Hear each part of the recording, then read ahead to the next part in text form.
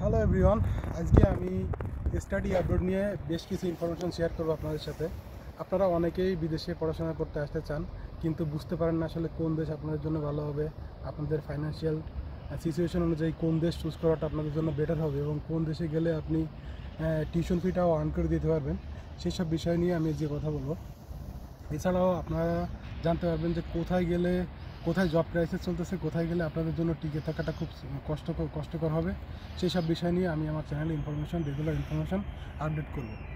So আজকের যে ভিডিওতে আমি বলতে চাচ্ছি যে আপনারা কীভাবে প্রিপারেশন নেবেন। আসলে বিদেশে আসার ক্ষেত্রে আপনাদের ফার্স্ট অফ অল আপনাদের আইএলটিএস লাগবে এবং কোন দেশগুলোতে কম আইএলটিএস স্কোর দিয়ে পড়াশোনা করা সম্ভব এবং কম আইএলটিএস দিয়ে আপনারা মাস্টার্স প্লাস ব্যাচেলর যে কোনো ডিগ্রিতে ভর্তি হতে পারবেন, সেই সব বিষয় নিয়ে আলোচনা করব। ফার্স্ট অফ অল আপনারা যে দেশগুলো চুজ করবেন সেইখানে হচ্ছে জব ক্রাইসিস নাই।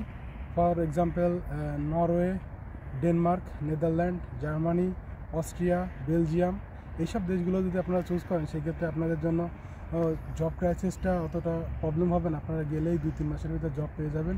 এছাড়াও এখানে আর্নিংটা খুব ভালো হয় এবং যদিও এখানে টিউশন ফি একটু বেশি, কিন্তু আপনারা আর্ন করে অনেকটা কভার করতে পারবেন।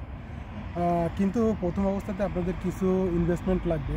ফার্স্ট ইয়ারের টিউশন ফি আপনাদের সেভিংস থাকা লাগবে, তারপরে আপনারা এইসব দেশের কথা চিন্তা করতে পারেন।